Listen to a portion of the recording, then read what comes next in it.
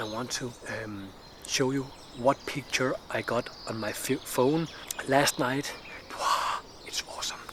So, okay, I'm going to build a natural photo blind of the things in the forest, and I have some very good reasons why I'm doing it right here for these animals in this forest.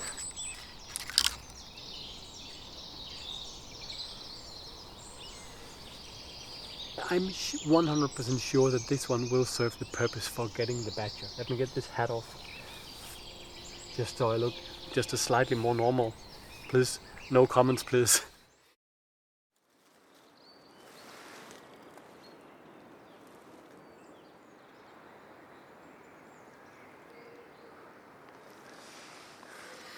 Okay, it's a little after 7 in the evening, so we really have to get away right now because there's something I want to show you.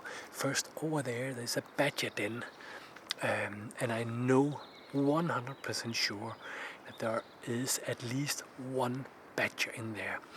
But I'm going to talk much more about that and what I'm going to do here, because we have to get extremely early up in the morning to get out here to make a natural photo blind. But I want to show you what picture I got on my phone last night. Wow, it's awesome. So, okay. I also want to tell you what thoughts I have when I set up a photo blind, like a natural photo blind or a normal photo blind. But in this case, I'm going to build a natural photo blind of the things in the forest, and there are some obvious benefits by doing that, and I have some very good reasons why I'm doing it right here for these animals in this forest. And I'm also having like something I go through in my mind called SWAD, S.W.A.D, that I use just to kind of remember things when I put up a photo blind. But we are backing out to another place away from this area so that family or that single badger can have some free time or like getting rid of me talking. And then we're having a cup of tea. It's evening, so I have to get up early, so I have to fall asleep early. And yeah, let's go have a cup of tea, have a chat about the plans for tomorrow.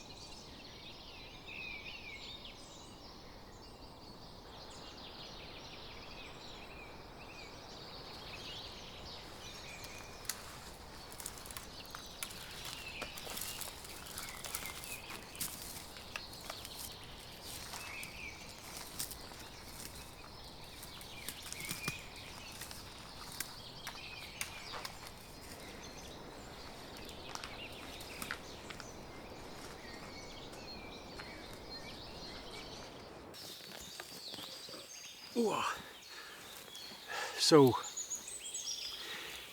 just before I go home, I just want to share with you what I think are the, say like, just to pick a number, 3 best thing about a natural photo blind over like a doghouse blind or something like that. And cheers. Oh, nice with a cup of tea or coffee, you never know what it is. Ooh. So, the reason why I put up a natural photo blind here, or build a natural photo blind, is because I think it has some obvious benefits over like a doghouse blind or a other kind of tent style permanent photo blind. And that is, let me just mention 3 things that I really like. First of all, it's like you can make as many as you want, because first of all it's free, and second, you don't need like a permission to put a stick up another stick in a forest. And when I say you can set up as many as you want, I just mean it's free. It doesn't harm nature. It's not that you're putting up camouflage nets or big blinds with string, and like you basically just take things from the forest and build it from that. And when you're done, you take it apart. It takes 5 minutes, put the twigs and the branches out, and no one can see you have been there. I think that is, like, for me, the best thing. It's, you get there to the forest, you see something like a bird close to maybe like it has a nest somewhere, and you don't want to disturb, but you want to keep in a distance, or you see the badger den, and without having to go back, get a photo blind or buy a photo blind, you basically just spend 1 hour and you have a perfect little photo blind there.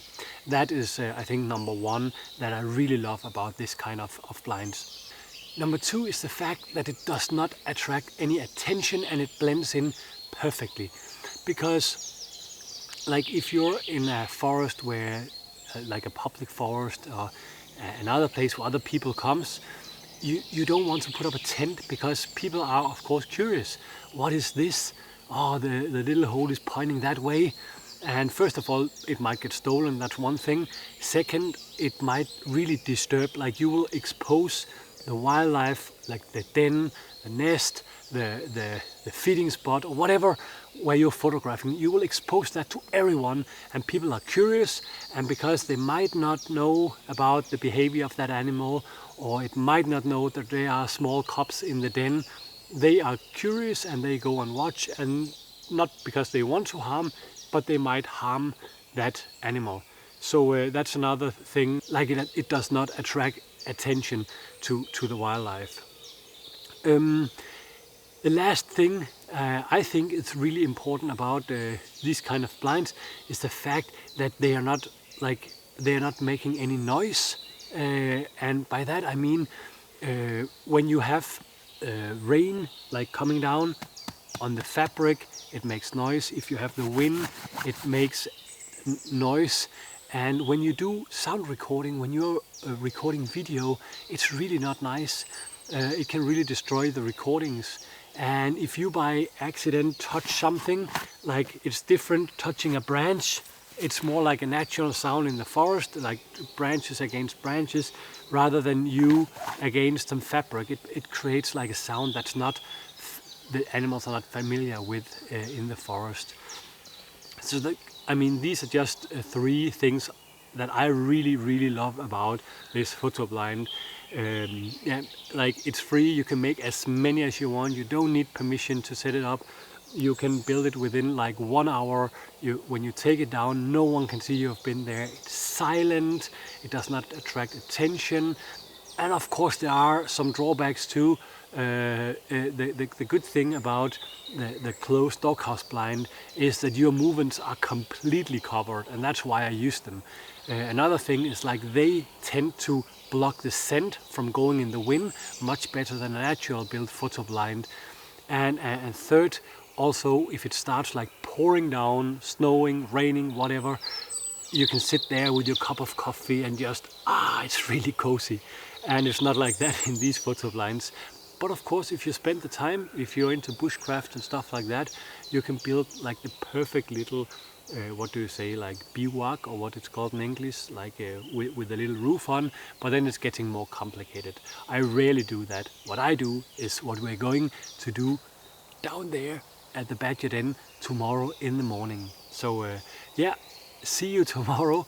We have to get up early, we have to get down to make that blind, and I'm really looking forward. I cannot wait to see if I get some badger photos. And imagine if I can bring that little camera down there with me and show you when we're photographing the badgers. But one thing at a time. It's spring, it's April, it's about preparation now so that we can get ready until it all starts here in the beginning of May. So yeah, see you tomorrow, and yeah.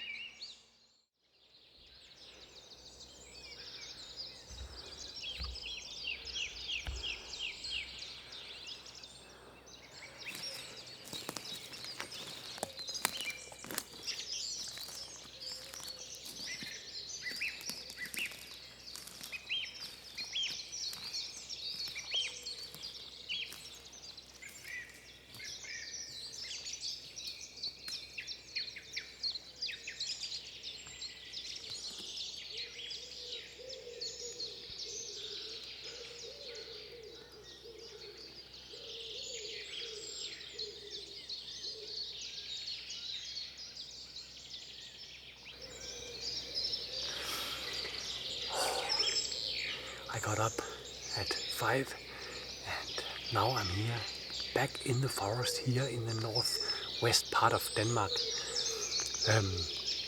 And my plan was to go directly down and build that natural photo blind, but this morning was unique because it has been the wind has been quiet all night. That means because I'm living about 3 kilometers from the west coast of Denmark, usually, like yesterday, I had the sound of the waves, and just because it's so quiet today, I cannot hear the ocean. There are no cars, like even though the road is like 6 kilometers that way, usually I can hear the cars, but now it's silent. And I could not resist just make a few sound recordings of this beautiful sound of all these birds here in the spring. So I'm just going to spend half an hour making some recordings, and then it's time to get that natural photo blind built down in the Badger's den. So now I want a cup of coffee. I just want to sit here and enjoy this beautiful soundscape and make some recordings. Yeah. Let me pour the coffee before I turn that on.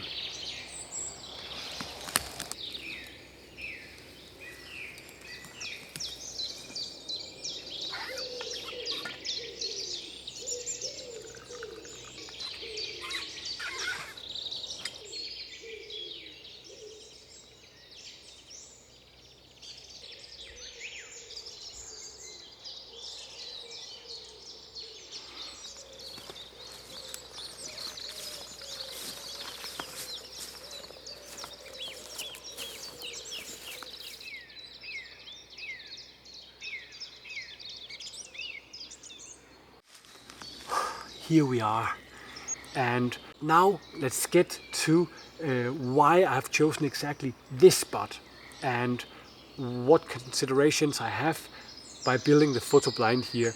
But let me just show you the area. The reason I've chosen this area is by going through this memory thing like S.W.A.D. And the first one is sun. S for sun or light, whatever you want. And because yesterday evening we were here and I know the sun went down over there in the west, and that means it doesn't really matter so much with the sun in here. That is more for if I'm making it in the open and I want the sunrise or the sunset, because that's usually when I photograph. That's usually when I photograph. And either I want the backlight in the mornings to create like silhouettes and more dramatic, or I want the sun coming from almost directly behind, so that there is an even lighting on the subject, if possible, because we also need the W, A and D, and it's not always you can just get it perfect. So the S, the sun, is not so important here. First of all, we're in the forest. This animal comes up when the sun has set, so that is not important. W, wind, is very important, because while the badger doesn't have the best sight in the world, it's not like a buzzard or something like that. It's not so important. But the scent, the smell, the nose of the badger is pretty awesome. So the wind is very important. And where does the wind come from? Usually here in Denmark it's from west, and I know in this particular area it's also very often from west, sometimes from the east. And here we have the badger over there. We have east this direction, west that direction, meaning that the wind will often go like this, carrying my scent in another direction than where the den is. The perfect thing would be for me to put the blind down there in that area, like in the east, because the wind will come from west, take my scent away. But there are two things preventing me from doing that. As I said before, these numbers, S.W.A.D, like sometimes block each other, like prevent me from doing what's perfect.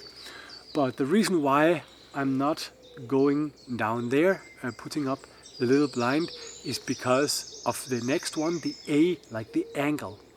But before I go to the angle, let me just tell you a little more on number two, the wind. Because in the forest it can be a little tricky. If you're out in the open, the wind will come, take your scent away and continue in one direction. In the forest, if you light a fire in the forest, you will sometimes see how the smoke can go like so, or it can even go like against the wind because there will be some turbulence.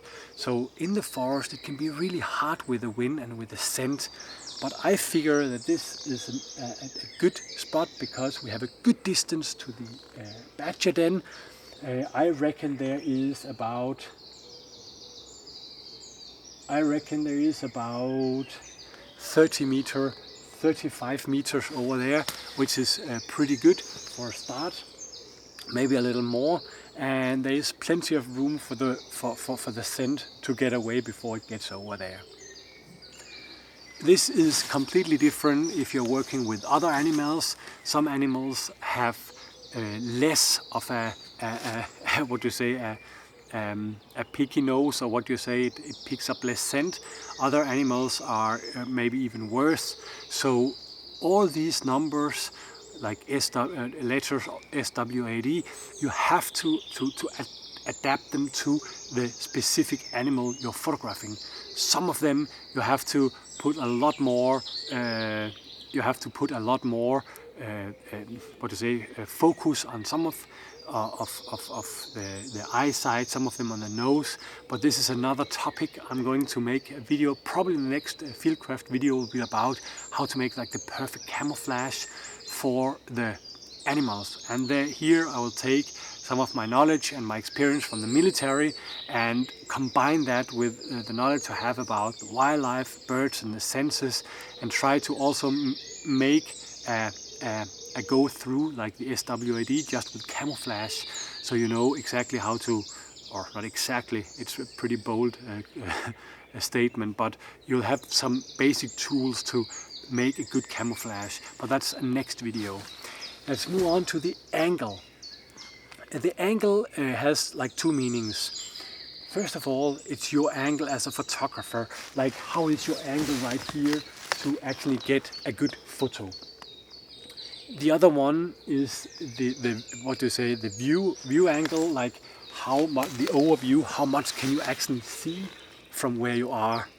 And this is like a step-by-step method, because I always, without exception, start out pretty far, and then I want to, the purpose of that is to sit in a good distance of more reasons. Reason number one, I need to get an overview about which animals comes here. Are there foxes? Are there deer? Second, I need to be able to not scare these animals, because I need to get to know them. I need to know, is it one badger, two badgers, or is it a family? What is going on here? And that is best done in a distance with a binocular, because here I can do small mistakes with the grass. It allows me to make a few mistakes, and it allows me to get an overview about the whole situation here. Furthermore, I need not only to sometimes in the end I put myself in a very specific position, because I hope to get that one photo of the badger coming up, sitting there scratching itself with maybe as a silhouette, like this is a dream situation.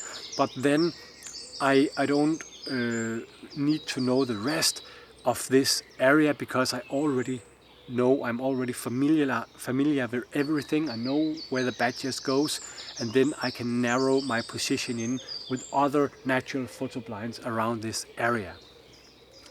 And so for now we need to make this blind that are perfect for the sun, doesn't matter here, for the wind coming that direction, the badger is there. The angle is perfect because we're sitting up here a little above level, meaning that you can actually look over there.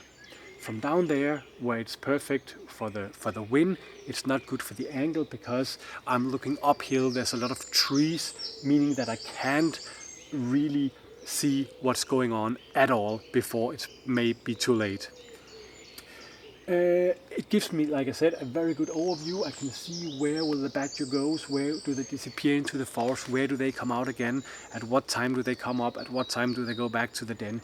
All that kind of stuff. I think it's perfect here. The last one is D, is like distance, and I talked a little about that before. But the distance is like, first of all, am I in a distance for a good photo? Probably not so good here, because I'm too far away. But the purpose of the distance I choose here depends on the animal. If it's a badger or a fox, then I want to be in a good distance. If it's a roe deer coming through a path in the forest, I don't need that good distance, because if I just sit quiet with a silent shutter, they won't see me, they won't hear me, they won't notice me. And if they do and they decide to walk away, I haven't done a whole lot of damage. I have not done a whole lot of disturbance. But disturbing this little family, maybe is a family close to their home, their little cozy house, I don't want to do that. So the distance is a distance for you as a photographer, but it's also the distance for respecting the animal. So with these S.W.A.D, I think we're going to put up, I know we're going to put up a natural photo blind here, but first I need to go and find some sticks, and then I'll come back to here and we'll set up that photo blind. Yeah, let's go.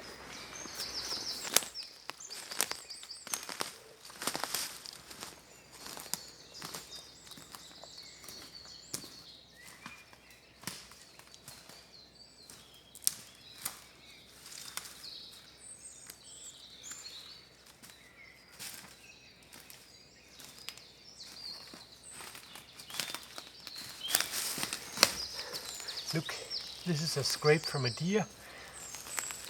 You can see the footprints, and they often do this. But that's another completely other story. I'll definitely make a fieldcraft video about how to find the deer, how to know that they are there. But the reason why I came here was actually this stick is really good for what we use it to. Well, I do only take the dead branches on the ground here. If it was my own forest, I wouldn't mind taking a dead standing up tree. Like you can see it's dead without leaves. Everything is like this if you take a branch. But I will never take the fresh trees.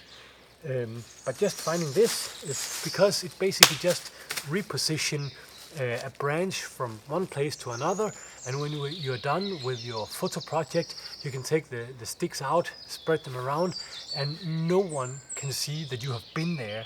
And I think that's one of the awesome things. By even if you're doing wildlife photography or bushcraft, always leave the area so that no one can see you have been there. It's a really nice feeling to go in, make a camp, do some photography, maybe have a little fire, and when you leave again, it just looks like when you arrived. Yeah, that's just a nice thing to do.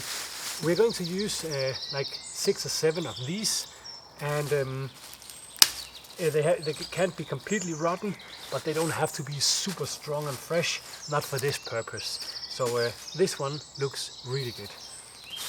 And this one is for something else, but we need to find some more of these. But yeah, let me just go and find some sticks, and then yeah, let's go back and build that photo blind.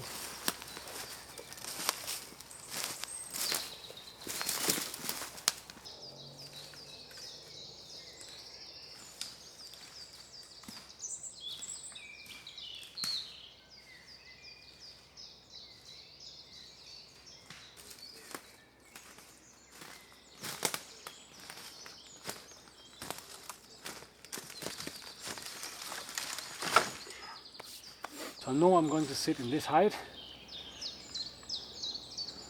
and it seems perfect. So what I want to do is to make just a stick here so that my head can just watch over. I might make a stick here just to be able to hang a little camouflage down, and then what I want to do is I want to cover the entire part underneath me so that my legs can move a little, and my hands, and I can change memory cards, and I can take my coffee, and so yeah, it's really simple. This it's like it's so easy, and for many of us this was what we did as kids, building, I don't know what it's called in English, but building these ones in the forest so we could hide in them.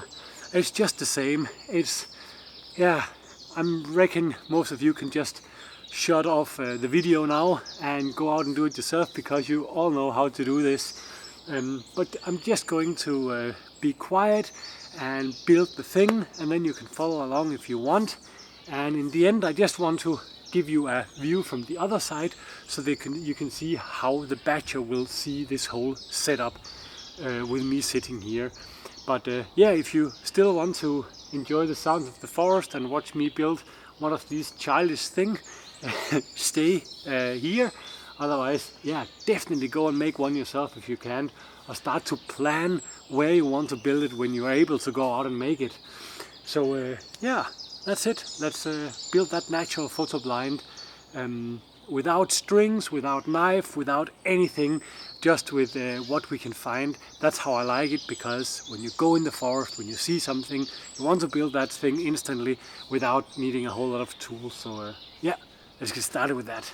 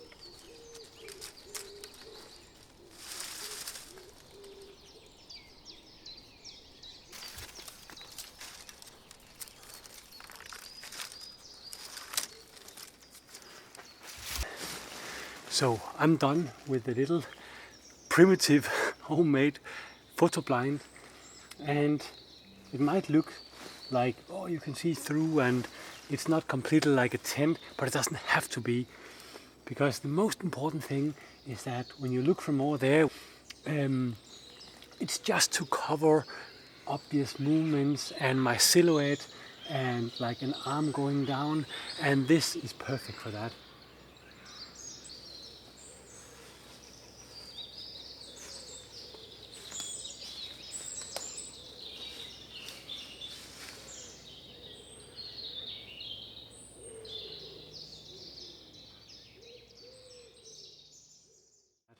And of course, you can make it much better by spending hours in the forest. But first of all, it's not like an architecture competition.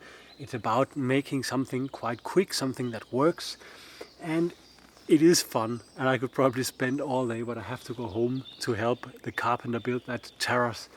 But you know, if you're into bushcraft and stuff like that, you can just make a shelter. You can make with a roof, so it's waterproof. You can set up a tarp on the top if it starts raining. You can do all kind of stuff. But the purpose of this little photo blind is just to cover me, so I have a nice little spot here where I can sit with my coffee, my photo bag, look with my binocular.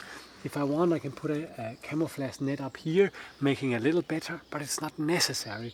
What I will do though, I think, is to take my 3D camouflage on, or at least my mask, just to cover my bright skin, so that if I do a quick movement and the badger looks up, I'm a little better prepared.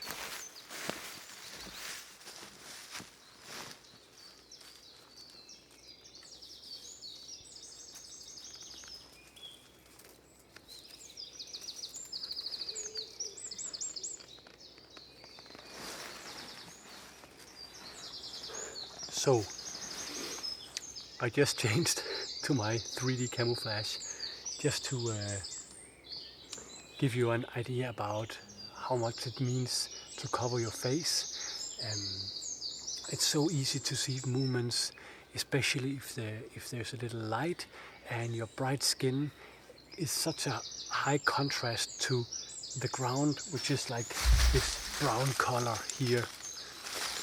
So if you just sit and don't move, it's perfect, because it's like a broken piece of wood. It also has the bright color, and an animal like a badger, it's not that good at looking details. It's very, what you say, narrow. I don't know how you say. It sees things very close, and it uses its nose, because all the things it pick up, like worms and stuff like that, are so close to the ground and not far away. Where like a buzzard has to go maybe in 100 meters and see a mouse, so the eyes are really good at that one. But for the badger, you don't have to worry so much about being visible in a long distance if you just sit still. But as a photographer, it's really hard, because you need to like change memory card, you need to focus, you need to adjust the tripod head, you need to have your coffee. There's many things you need, and it just makes it better. And you could say, maybe it's better with a tent, maybe it's not better with a tent. It's totally up to you. For me, this is perfect, because when I'm done, I take it down, just like it takes 5 seconds, and I can move on.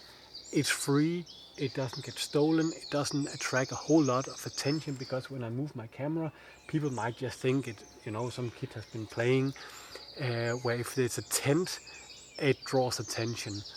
And yeah, it's just, you can put one up here, I can put one up there. When I get a little further on with this, and maybe I see a badger, if I'm lucky, I might set up another one, so that I have different options to go depending on the weather, depending on the light and stuff like that, and it's free. And as I said, this one,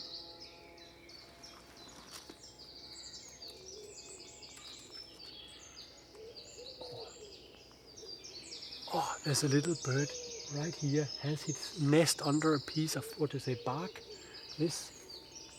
So, okay, I'm getting so distracted so easily, sorry for that. I'm going to get a picture of that one. Anyway, it's for free, and I don't know where I came from.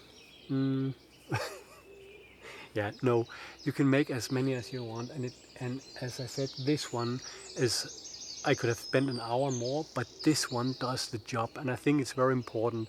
A lot of us, maybe, I don't know if it's a man thing, but it's very easy to get into construction mode and just want to make it a little better, a little nicer, and before you know, you have spent 2 days here making a log cabin, and that's not the plan. It's just the plan to make a little photo blind that serves the purpose. And I'm 100% sure that this one will serve the purpose for getting the badger. Let me get this hat off, just so I look just a slightly more normal. Please, no comments, please. Yeah, and I think with the camouflage clothes on, with a hat on, with the gloves on, with a little thing here just hanging to break the things, it's definitely better. This is not the best for now, but very soon we have fresh green leaves, and then it's even better camouflaged, because I can take small branches with a leaf and just put a 2 or 3 up, and it'll be completely hidden in here. So I really hope you could use this little tip. It's the second Fieldcraft video, and as I said last time, please let me know if you have anything you want to know. This is basically just, it's basically just because I do this thing anyway, putting up this, and I thought, why not take you along with my everyday life. Like, this is spring, this is awesome, the birds are singing, the animals are having cubs, and I'm just taking you along with me, and every time I think, okay, why am I putting up this thing? Maybe I can share it with someone. I'm just going to do it, but if there's something I'm not covering, just let me know and I'll be happy to do it. But yeah, now it's time to take the camera home, and I'll leave this for a day, and then I think tomorrow night, if the weather is great, I'll go down here to see if I can get the first view of a badger for this year. Time for a cup of coffee, time to go home. It's about 9 o'clock now, so yeah, almost midday. So yeah, thank you so much for watching, and see you out there.